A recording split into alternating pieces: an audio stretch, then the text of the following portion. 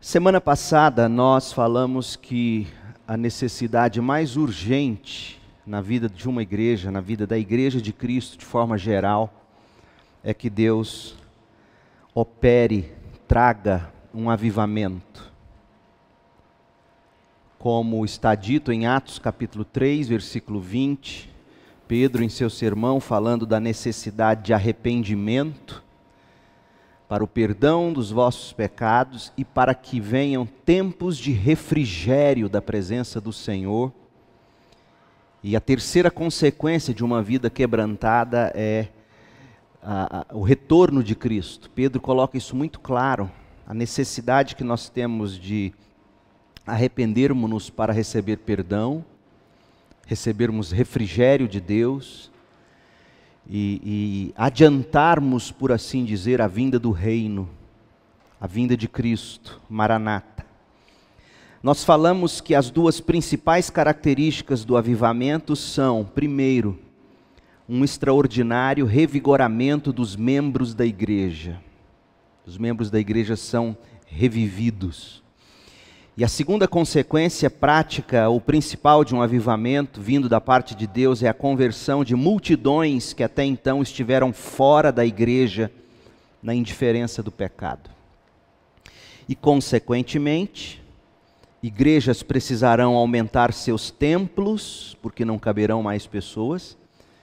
Igrejas plantarão novas igrejas. Cristãos se comprometerão com causas sociais.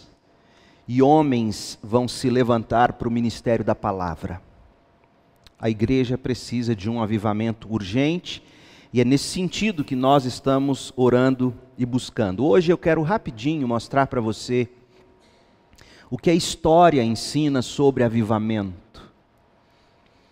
Eu estou me baseando num artigo, num texto de Martyn Lloyd-Jones, no livro dele, Os Puritanos, onde em 1959 ele pregou essa palestra, ele deu essa palestra falando do avivamento. E a primeira coisa que ele mostra para nós sobre o panorama da história é que nunca houve avivamento na Igreja Católica Romana. Talvez uma pessoa ou outra tenha experimentado algum avivamento. E ele vai dizer que, obviamente, isso é consequência direta da forma como eles entendem a doutrina do Espírito Santo, a forma como a igreja encara os sacramentos, sendo a igreja a mediadora da graça de Deus, e assim por diante.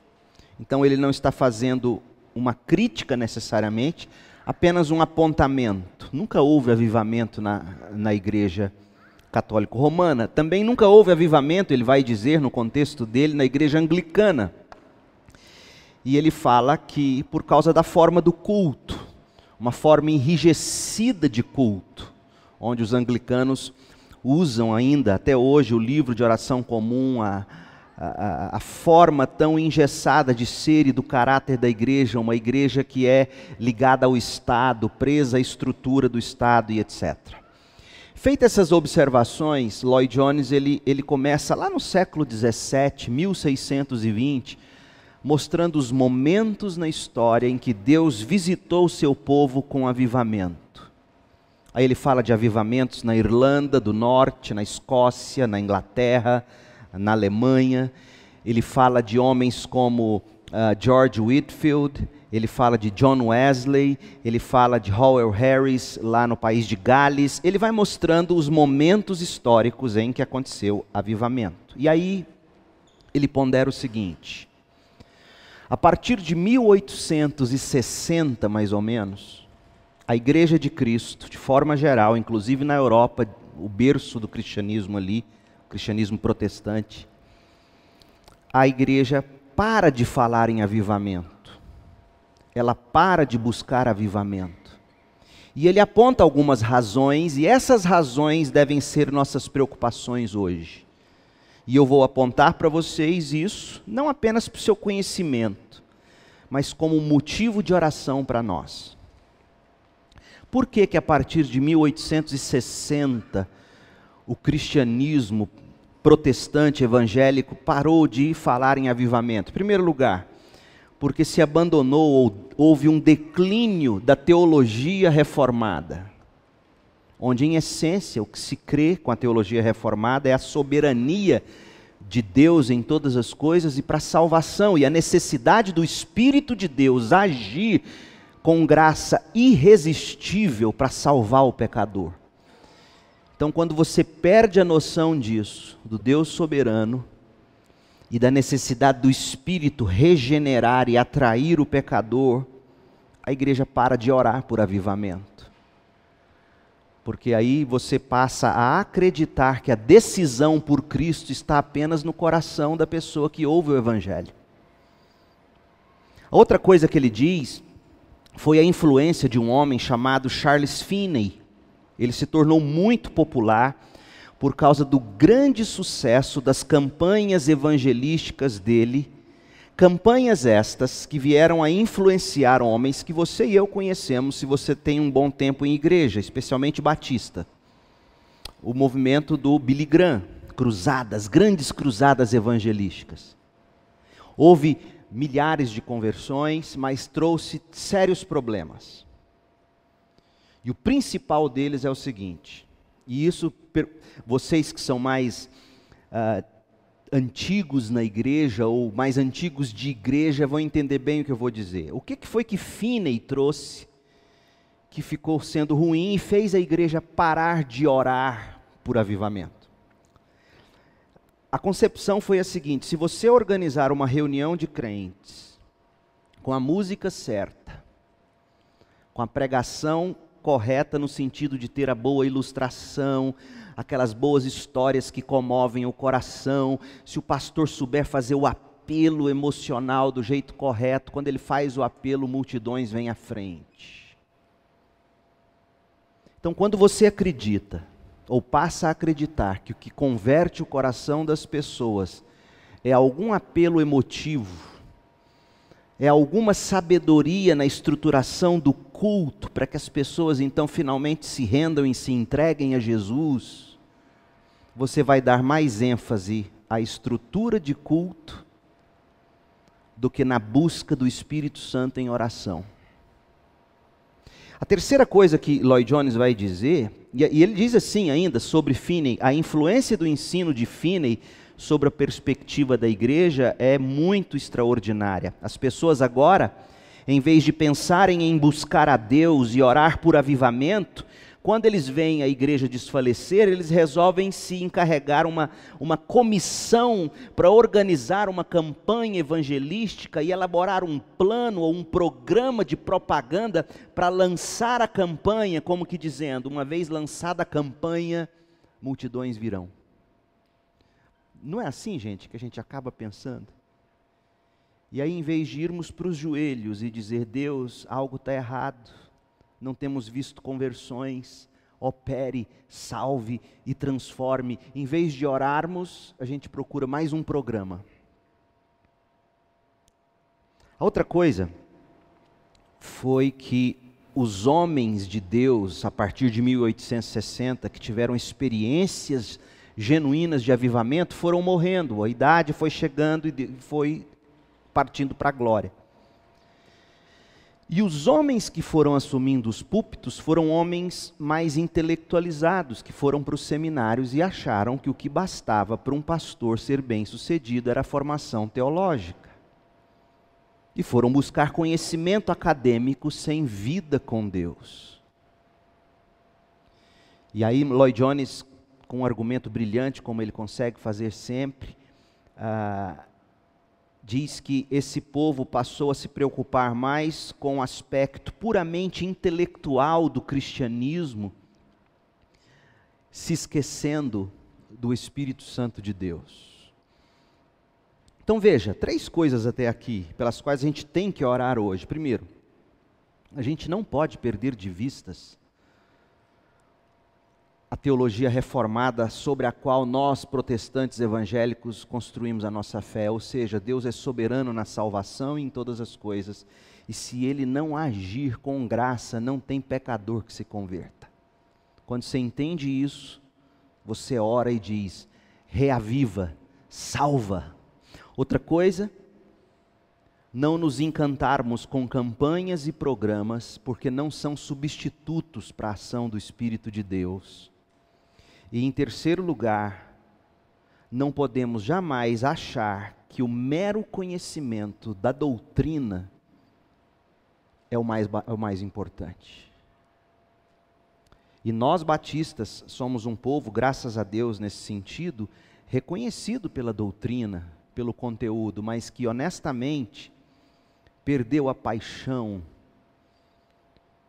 e não tem mais essa necessidade urgente de se voltar a Deus em oração, dizendo: Senhor, aviva-nos, Senhor, salva o pecador através de nós. E aí Lloyd Jones aponta que esse intelectualismo faz as pessoas apenas quererem passar por um programa de doutrina ou receber algum tipo de doutrina e não busca a Deus em oração. A outra preocupação que ele vai colocar de uma forma muito clara, ele fala assim: a igreja preocupada em ser apenas apologética, ou seja, apenas defender a verdade, defender a doutrina, e não buscar viver com Deus. E em terceiro lugar, ele aponta que os mais conservadores, por terem visto tantas experiências com o Espírito de Deus que provocaram certo emocionalismo nas pessoas, faz os mais conservadores e tradicionais temerem o avivamento, dizendo: não, avivamento é sinônimo de histeria. Não é verdade? E ele até cita o movimento pentecostal que estava nascendo lá na década de 50. E ele diz assim: nós não podemos deixar o emocionalismo de alguns, o intelectualismo da maioria, e esse espírito de necessidade de apenas defender a verdade, nós não podemos deixar essas coisas nos afastarem da busca pela intervenção do Espírito de Deus, salvando e transformando o pecador. Então, pelo que eu creio, nós devemos orar agora, quando a gente faz essa busca panorâmica na história da igreja. E um fato que ele, de uma forma brilhante, mostra, ele fala o seguinte: o movimento puritano, que nós tanto estimamos, ele é um movimento que, por incrível que pareça, não falou da obra do Espírito Santo avivando a igreja. E Lloyd Jones faz algumas considerações, mas a que mais me chamou a atenção é o seguinte: o movimento puritano nasceu na Inglaterra, e Lloyd Jones chama o homem inglês. Nós somos brasileiros, nascemos no Brasil. O inglês, o homem que nasceu na Inglaterra, a mulher que nasceu na Inglaterra, ele diz que geralmente por temperamento e por personalidade são pessoas mais rígidas e não abertas a expressões emocionais. Então ele diz que a grande tentação e a grande batalha para um homem ou mulher que sofre com esse temperamento mais contido e que mal solta um sorriso, pode ser um grande empecilho para você buscar o Espírito de Deus com poder. Olha que interessante. Então, quais são os motivos pelos quais eu creio nós devemos orar agora? Primeiro, Senhor, não nos deixe perder de vistas a doutrina bíblica da soberania de Deus em todas as coisas e da necessidade do Espírito de Deus de regenerar o pecador. Segundo, Deus, não nos deixe cair na tentação de achar que os nossos programas, nossos cultos bem planejados, nossos ministérios bem estruturados, substituem o poder do Espírito Santo. Terceiro, Deus, não nos permita achar que a doutrina da fé cristã é apenas para ser conhecida intelectualmente e defendida contra os hereges, mas que essa doutrina nos leve a Deus com paixão. Vamos orar assim? E vamos pedir também, talvez seja o seu caso, talvez por temperamento, por natureza, você seja uma pessoa mais fechada. E eu achei tão interessante, eu já tinha lido esse artigo alguns anos atrás, mas eu nunca tinha prestado atenção na forma como Lloyd Jones colocou. Ele que era um médico por formação, ele que era um pastor de almas, ele falou assim: é provável que não tenhamos visto os puritanos falarem de avivamento, dentre outras coisas, porque o temperamento do povo inglês é de maior reserva, não dado a emocionalismos, né? Então não vamos deixar que o temperamento da gente nos atrapalhe de dizer: Deus, eis-me aqui, eu preciso do teu Espírito, avivando o meu coração, avivando a tua obra, avivando a minha igreja, avivando os meus irmãos de fé. Vamos orar? Quero orar com você. Feche os seus olhos. Ó Pai, em nome de Jesus, quando nós olhamos para a igreja, para a história da igreja, quantas lições nós aprendemos. E agora aqui, junto com meus irmãos, com minhas irmãs, eu quero te pedir, em nome de Jesus, livra-nos, meu Deus, de perder de vistas a soberania do Senhor em todas as coisas. A necessidade inegociável do teu Espírito de regenerar, de reviver, de fazer nascer de novo. Livra-nos de achar que nossos programas, nossos planejamentos, nossas planilhas, nossa estrutura física ou de programas, livra-nos de achar que isso basta para que uma igreja viva e cresça. Nós precisamos do teu Espírito e por isso invocamos agora. Venha sobre nós, Espírito Santo de Deus, e traga sobre nós tempos de refrigério. Livra-nos de achar, ó Deus, que o mero conhecimento doutrinário é o bastante. Se isso não nos levar aos teus pés em adoração, livra-nos do intelectualismo, livra-nos, ó Deus, do desejo de só querer defender a verdade, mas queremos nos deleitar no Senhor por causa da verdade. Livra-nos, Deus, de excessos, seja para o lado do emocionalismo, seja para o lado da boa ordem, seja como for. Nós queremos sim ser tomados pelo Senhor, de uma forma poderosa, sobrenatural. Queremos sim ver vidas revividas, conversões, almas se rendendo a Jesus, pessoas se libertando do pecado, ó Deus, e nada disso será possível se o teu Espírito não agir. E por isso aqui estamos te pedindo humildemente, vem Senhor Espírito Santo, age em nós, aponta-nos para Cristo, leva-nos à cruz, leva-nos a Jesus, ilumine os olhos do nosso coração para vermos a beleza da glória do Senhor na face de Cristo. Ó Deus, e que esse encantamento ao se contemplar quem o Senhor é, e o que o Senhor promete ser para nós em Jesus, que isso nos encante de tal forma que o pecado não nos apeteça mais. Não queremos ser uma igreja intelectualizada, mas também não queremos ser rasos. Queremos ser centrados no Evangelho, cheios do teu Espírito, cheios de amor, cheios de convicção, derramando vida nas vidas mortas que nos cercam. Sopra sobre esse vale de ossos secos, Senhor, reaviva-nos do Senhor. Que as pessoas ao entrarem nesta igreja, ao desfrutarem da comunhão deste teu povo, que as pessoas possam dizer, Deus verdadeiramente está entre eles.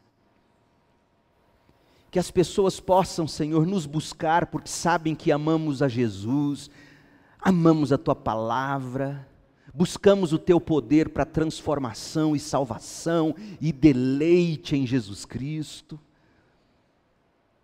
Ó Deus, livra-nos do orgulho, livra-nos de achar que se fizermos tudo certinho, bem planejado, arquitetado, isso basta. Ó Deus, se o teu Espírito não soprar em nós vida, continuaremos sendo um vale de ossos secos, e por isso te pedimos em nome de Jesus, livra-nos disso, abençoa a nossa igreja, faça cair sobre nós, ó Deus, o teu Espírito, que venha sobre nós um tempo de refrigério para a nossa alma, para a vida das pessoas que estão entre nós e que estão nos buscando. Deus, impeça-nos de por temperamento, por jeito de ser, talvez até por genética, não sei, mas não deixe que essas coisas nos impeçam de nos abrirmos para o Senhor e de recebermos do Senhor o Teu Espírito de forma sem medida. Ó Deus, salve vidas através de nós, faça reviver vidas entre nós, incomode cada membro dessa igreja, de forma que o pecado não nos deixe dormir de tanta inquietação, e que queiramos Jesus e busquemos Jesus. Ó Deus, abençoa-nos assim, é no nome de Jesus que oramos, amém.